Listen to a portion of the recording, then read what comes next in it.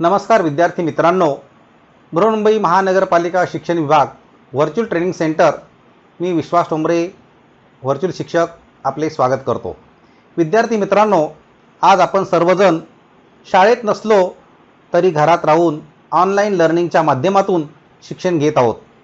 या माध्यमाचा आणि अध्यापन अध्ययनाच्या प्रक्रियेचा आपल्याला नक्कीच फायदा होईल अशी आशा आहे। त्याचबरोबर आपल्या शिक्षण प्रक्रियेत खंड पडणार नाही, म्हणूनच बृहन्मुंबई महानगरपालिका शिक्षण विभागाने हा उपक्रम सुरू केला आहे। विद्यार्थी मित्रांनो, आज आपण परिसर अभ्यास यामध्ये उत्क्रांती या पाठाचा दुसरा भाग अभ्यासत आहोत। परंतु हा जो पहिला भाग आहे, हा पहिल्या भागाची सुद्धा माहिती आपल्याला असणं अतिशय महत्त्वाचं आहे। आणि मग त्यातून उत्क्रांती म्हणजे काय हा महत्त्वाचा शब्द आहे। उत्क्रांती असं मागच्या वेळेला सांगितलं, उत्क्रांत, उत्क्रांती, उत्क्रांत म्हणजे इथे उत्क्रांती म्हणजे काय, तर उत्क्रांती म्हणजे सतत व संत गतीने होणारा बदल।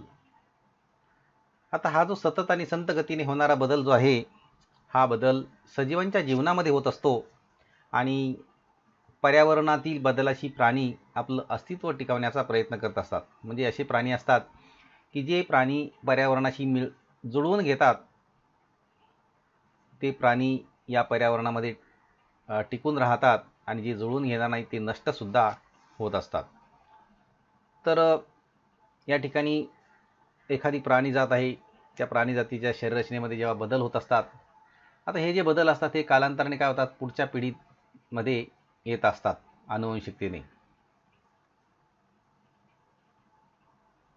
त्याचबरोबर त्या ठिकाणी मूळची जी प्राणीजात असते, ह्या प्राणीजातीपेक्षा एक नवीन अशा प्रकारची प्रजाती त्या ठिकाणी उदयाला येत असते आणि ही नवीन प्रजाती मूळ प्राणीजातीपेक्षा अधिक उत्क्रांत झालेली असते। म्हणजे त्यामध्ये अधिक बदल आपल्याला दिसून येतो आणि त्याच वेळेला ही जी मूळ प्राणीजात आहे, या मूळ प्राणीजात त्या ठिकाणी ही जी प्रक्रिया असते, या प्रक्रियेमध्ये ती नष्ट होऊ शकते।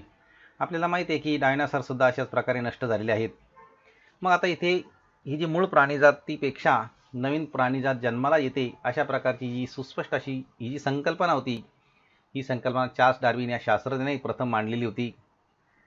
त्याने काय सांगितले होतं की ज्या प्रजाती पर्यावरणाशी जुळून घेण्यास सक्षम असतात त्याच टिकून राहतात। म्हणजे ज्या प्रजाती पर्यावरणाशी जुळून घेण्यास सक्षम असतात त्याच टिकून राहतात आणि ज्या प्रजाती पर्यावरणाशी जुळून घेण्यास असक्षम असतात त्या टिकून राहू शकत नाहीत। म्हणजेच तेच उदाहरण दिलं की डायनासॉर प्रवर्ग होता, महाकाय प्रजाती अशाच अचानकपणे नष्ट झालेल्या आहेत आणि त्याचे आपल्याला अवशेष मात्र मिळत आहेत।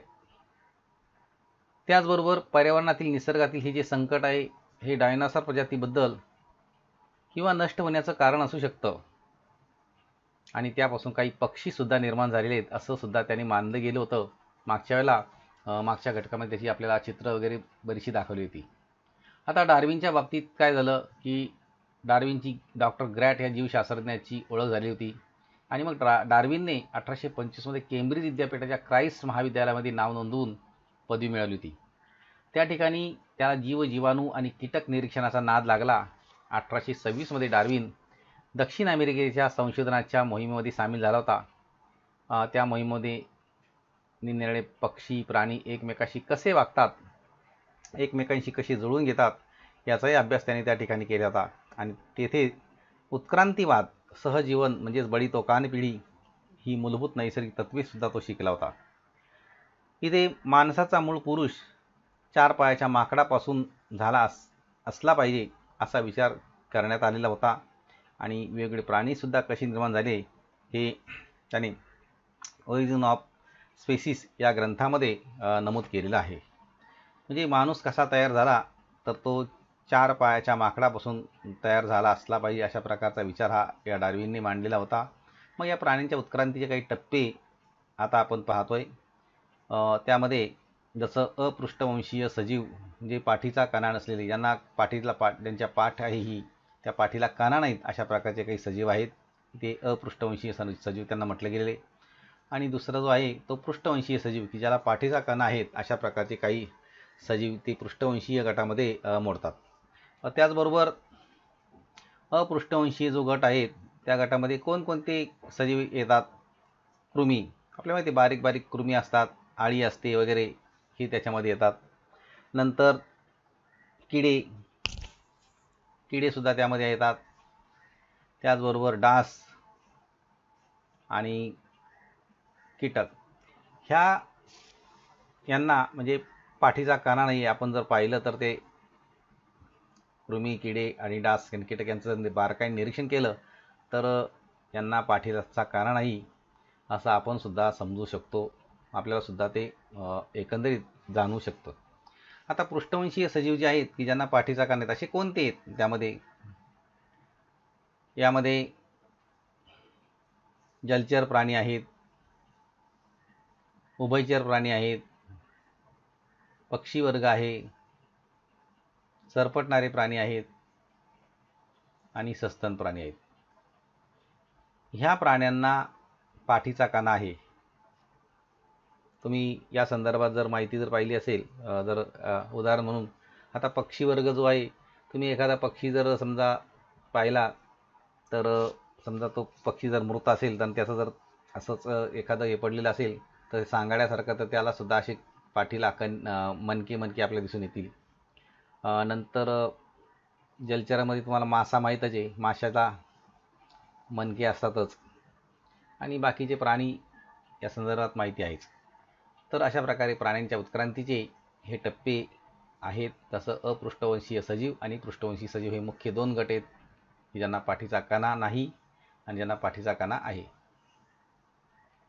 मग या पृष्ठवंशीय सजीवामध्ये पाठीचा कणा असलेले जे आहेत, जसे जलचर म्हणजे मासे आहेत, उभयचर म्हणजे बेडूक आहेत, सस्तनमध्ये मानव आहे आणि त्यामध्येच गाय, बदकोचा, मुंगीखाऊ वानर अशा प्रकारचे हे प्राणी त्यामध्ये येतात सस्तनमध्ये. आणि सरपटणाऱ्या प्राण्यांमध्ये सर्प म्हणजे साप वगैरे येतात.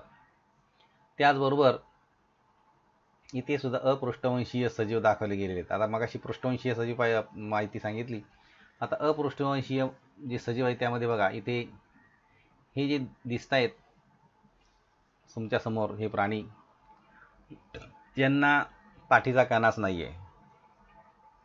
या चित्रावरून हे स्टार फिश वगैरे तुम्हाला याची कल्पना येईलच आणि हे सुद्धा दिसू शकतं हे चित्र. त्याचबरोबर आता जलचर प्राणी जे आहेत ह्यांना पाठीचा कणा आहेत. ह्या काही प्राण्यांना जसे मासे आहेत, आपण मासे दररोज पाहतो. मासा जर आपण तोडला, कापला तर त्याच्यामध्ये आपल्याला मनके दिसू शकतात आणि ते तुम्ही पाहता माशाच्या संदर्भात. किंवा पाण्यात मासे राहतात परंतु ते जलचर आहेत आणि जलचर असल्यामुळे त्यांना पाठीचा कणासुद्धा येत आणि म्हणून ते पृष्ठवंशीय सजीवामध्ये मोडतात. त्याचबरोबर उभयचर जे आहेत बघा, उभयचर प्राण्यांमध्ये जसं बेडूक दाखवला गेलेला आहे. आपल्याला माहिती आहे बेडूक हा जमिनीवर पण राहतो आणि पाण्यात सुद्धा राहतो. म्हणजे एकंदरीत बेडकाच्या बाबतीमध्ये विचार केला तर हा उभयचर प्राणी आहे आणि परंतु तो पृष्ठवंशी आहे, पाण्यातही राहतो आणि जमिनीवर सुद्धा राहतो.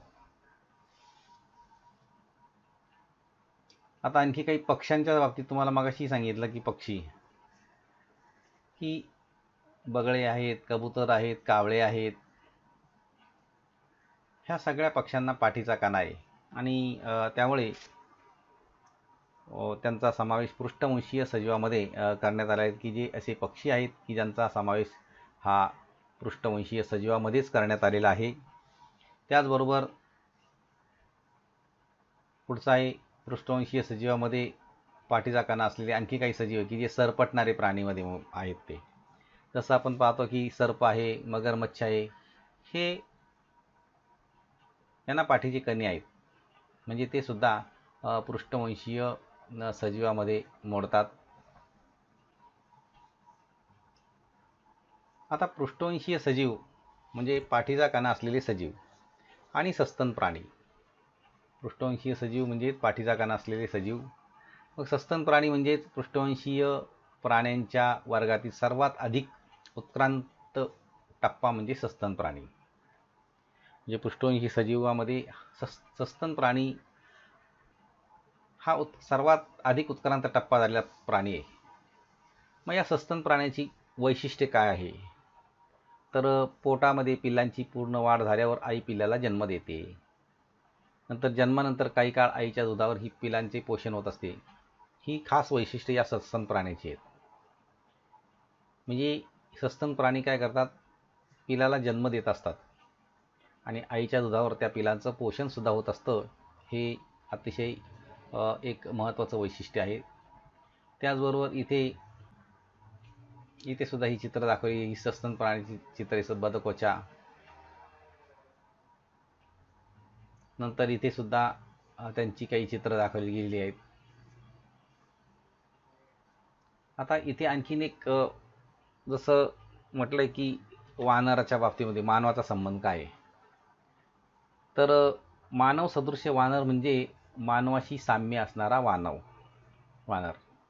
मानव सदृश्य वानर म्हणजे मानवाशी साम्य असणारा वानर. यालाच काय म्हणतात, एप वानर सुद्धा असं म्हटलं गेलेलं आहे. आणि हा मानव सदृश्य वानराच्या प्रजातीचा वावर प्रामुख्याने झाडावरच होता. ज्या प्रजातीचा वावर झाडावरच होत राहिला त्याचं मूळ वानरूप कायम राहिलेले. म्हणजे या ठिकाणी जे प्राणी झाडावर राहिलेत ते तसेच वानराच्या स्वरूपामध्ये कायम राहिले. परंतु त्याच वेळेला काही प्रजातींना गवताळ प्रदेशात झाडाच्या ऐवजी जमिनीवर वावरणं भाग पडलं. त्या प्रजाती उत्क्रांत होत गेलेल्या आहेत. म्हणजे ते झाडाच्या ऐवजी जमिनीवर फिरायला लागले, वावरायला लागले. मग त्यांच्या प्रजातीमध्ये काय झाला, बदल झालेला आहे. आणि त्याच्यापासूनच क्रमाने त्या ठिकाणी उत्क्रांत होत होत मानवाची प्रजाती अस्तित्वात आली. असं सर्वप्रथम अमेरिका खंडामध्ये हे घडलेलं आहे. आणि त्या मानवाला आपण आदिमानव असं म्हणतो. म्हणजे या ठिकाणी आदी म्हणजे काय, तर प्रारंभीचा स्वरूप. आदी म्हणजे काय, प्रारंभीचा. आता खरं म्हणजे हा जो आदिमानवाचा जो काही भाग आहे, मानवाची उत्क्रांती, हा जो भाग आहे हा पुढच्या पाठामध्ये आपण पाहणारच आहे. परंतु मानवाची जी काही एकंदरीत उत्क्रांती कशी झाली, तर वानराच्या रूपाने मानव जन्माला आला असं सिद्धांतामध्ये सांगण्यात आलेलं आहे. परंतु त्याच वेळेला जो वानर झाडावर होता, जो झाडावर राहिला तो मात्र तसाच राहिला. परंतु जो जमिनीवर आला, त्याला ज्यांना जमिनीवर वावर करणं भाग पडलं त्यांच्यामध्ये बदल झाला आणि त्याच्यापासूनच या मानवाची उत्क्रांती झाली आणि तो म्हणजेच आदिमानव. मग इथे काही प्रश्नसुद्धा दिलेले आहेत की जसं उत्क्रांती म्हणजे काय, तर उत्क्रांती म्हणजे सजीवांच्या जीवनातील होणारा बदल. दुसरा प्रश्न काय सांगितला होता की सजीवाच्या सृष्टीबाबत सिद्धांत कोणी मांडला, सजीवांच्या सृष्टीबाबतचा सिद्धांत, तर चार्ल्स डार्विन या शास्त्रज्ञांनी सजीवांच्या उत्क्रांतीबाबतचा सिद्धांत मांडलेला होता. नंतर पृथ्वीवरील कोणता प्राणी प्रथम नष्ट झाला, तर पृथ्वीवर असणारा जो काही डायनासॉर आहे, डायनासॉर प्रवर्गातील महाकाय प्रजाती अशीच अचानकपणे नष्ट झालेल्या आहेत. त्याचबरोबर आता इथे काही चित्रसुद्धा या डायनासॉरचे दाखवली जात आहेत. पुन्हा बघा इथे कशा पद्धतीने या डायनासॉरचा, या चित्राच्या रूपाने तुम्हाला डायनासॉरची माहिती सुद्धा मिळू शकते. त्यांच्यामध्ये कसा कसा बदल होत गेलेला आहे. मग या पृथ्वीवरची जी प्राणीसृष्टी आहे, या पृथ्वीवर अनेक प्राणी जन्माला आलेत. मग जसं आपण म्हटलो की जलचर, उभयचर, सरपटणारे, सस्तन असे अनेक प्राणी या पृथ्वीवर जन्माला आलेले आहेत. आणि त्यामध्ये तुमच्यासमोर काही चित्रसुद्धा दाखवली जातात. जसं इथे हत्ती आहे, बैल आहे, बेडूक आहे, त्यानंतर मासे आहेत, ही हिंस्र प्राण्यांमध्ये येतात, गाय, वासरू आहे. असे अनेक प्राणी या पृथ्वीवर जन्माला आले, अशी ही प्राणीसृष्टी निर्माण झालेली आहे. म्हणजेच एकंदरीत इथे आपण जर विचार केला तर आपण या 4 भागाचा विचार करतो की जलचर, उभयचर, सस्तन आणि सरपटणारे. जलचर म्हणजेच आपण म्हणतो की पाण्यात राहणारे. उभयचर म्हणजे पाणी व जमीन येथे राहतात. सस्तन म्हणजे जमिनीवर राहतात आणि पिलाला जन्म देतात. आणि सरपटणारे म्हणजे पाणी व जमीन येथे राहतात. आता सरपटणारे काही असे प्राणी आहेत की जे जमिनीवर सुद्धा राहतात आणि पाण्यामध्ये सुद्धा राहतात. मगाशी तर तुम्हाला सांगितलं की जसं इथे उभयचर प्राण्यामध्ये मात्र इथे पाणी आणि जमिनीवर राहतात, तो बेडूक दाखवलेला आहे. पण सरपटणाऱ्यामध्ये सुद्धा आपण मगरमच्छ वगैरे जे आहेत असे काही प्राणी आहेत की जे सरपटतात, परंतु ते जमिनीवर राहतात आणि पाण्यामध्ये सुद्धा राहतात. आता सस्तन प्राणी जे आहेत या सस्तन प्राण्याच्या संदर्भात हे बघा, सस्तन प्राण्याची काही चित्रसुद्धा जंगलातले प्राणी आहेत यांची सुद्धा आपल्याला काही चित्र इथे दाखवली जात आहेत. गेंडा वगैरे हे सस्तन प्राण्याचा हे जंगलामध्ये राहत असले तरी. त्याचबरोबर हे हिंस्र प्राणी आहेत, हे सुद्धा सस्तन प्राणी आहेतच आणि यांची सुद्धा उत्पत्ती पिलाला जन्म देत असतात. हे ते सुद्धा गाय, म्हैस किंवा बकरे हे सस्तन प्राणी हे आपण पाहतोयच नेहमीच. हे अस्वल आहे, सस्तन प्राण्यामध्येच मोडतं हे पण. आता पक्षी ज्याला म्हणतात आपण पक्षी, तर हे पक्षी सुद्धा सस्तन प्राण्यामध्ये आलेले आहेत, तर ज्यांना पाठीचा कणा आहेत असे पक्षी वर्ग सुद्धा आहे त्यामध्ये. मोर आहे. मग आता सरपटणारे जे प्राणी आहेत त्या सरपटणाऱ्या प्राण्यांचा जर विचार केला तर कोणते प्राणी यामध्ये आलेत बघा. अजगर आहेत मोठमोठे, पण यांना पाठीचा कणा आहे, म्हणजे पृष्ठवंशी आहेत, म्हणजे पाठीचा कणा आहेत. त्याचबरोबर उभयचर प्राण्यामध्ये आपण जर पाहिलं तर तुम्हाला कासव सुद्धा दाखवलं जाते, बेडूक सुद्धा आहे.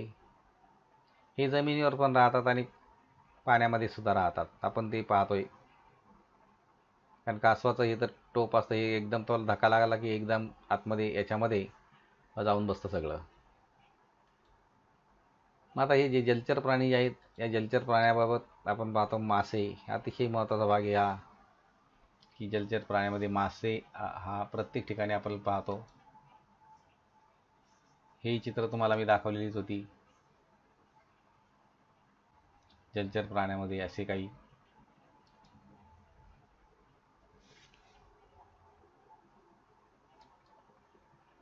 आणि मानव सदृश्य एक वानरचं हे चित्र दाखवलं आहे की हा जो मानव सदृश्य वानर आहे तोच आदिमानव आपण त्याला म्हटलं गेलेलं आहे. आफ्रिकेमध्ये आढळून आलेला आहे हा.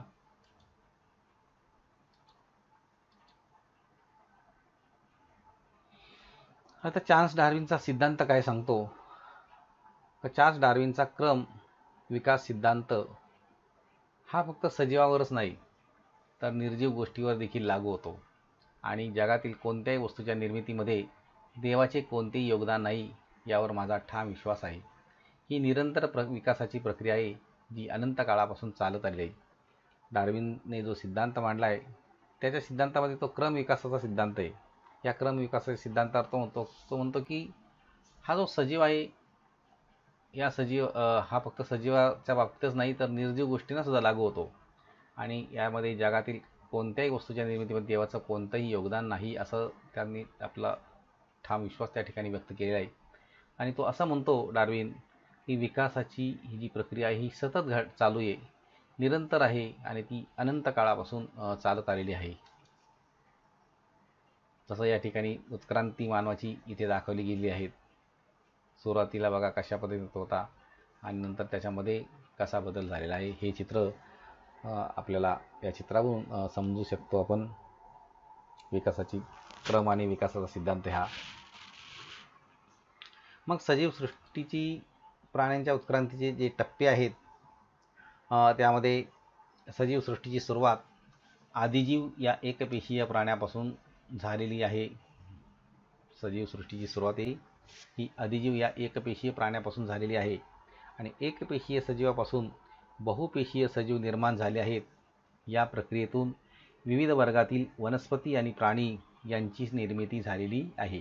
बघा, एकपेशीय सजीवापासून बहुपेशीय सजीव निर्माण झाले आहेत. या प्रक्रियेतून विविध वर्गातील वनस्पती आणि प्राणी यांची सुद्धा निर्मिती झालेली आहे. नुसतं एक पेशी प्राणी नाही तर त्यातून बहुपेशीय सजीवसुद्धा निर्माण झालेले आहेत असं या प्राण्यांच्या उत्क्रांतीच्या टप्प्यामध्ये सांगण्यात आलेलं आहे. मग प्राण्यांच्या उत्क्रांतीचे टप्पे जे आहेत यामध्ये सजीवसृष्टी निर्मिती सुरुवात एक पेशीय प्राण्याची निर्मिती, एक पेशीय प्राण्याची निर्मितीपासून बहुपेशीय प्राणी आणि बहुपेशीय प्राणी सजीव उत्क्रांत होऊन विविध प्रकारचे प्राणी त्या ठिकाणी निर्माण झाले. आता उत्क्रांतीचे टप्पे पाहिले आपण. अपृष्ठवंशीय सजीव पाठीचा कणा नसलेले उदाहरणतः गोगलगाय, पृष्ठवंशीय सजीव पाठीचा कणा असलेले उदाहरणतः जलचर, उभयचर, सस्तन आणि सरपटणारे, अशा प्रकारे या प्राण्यांच्या उत्क्रांतीचे टप्पे आहेत. मग आता प्रश्न तुम्हाला काही दिले जात आहेत की जसं पाणी व जमिनीवर राहणाऱ्या प्राण्यांना काय म्हणतात? उभयचर प्राणी.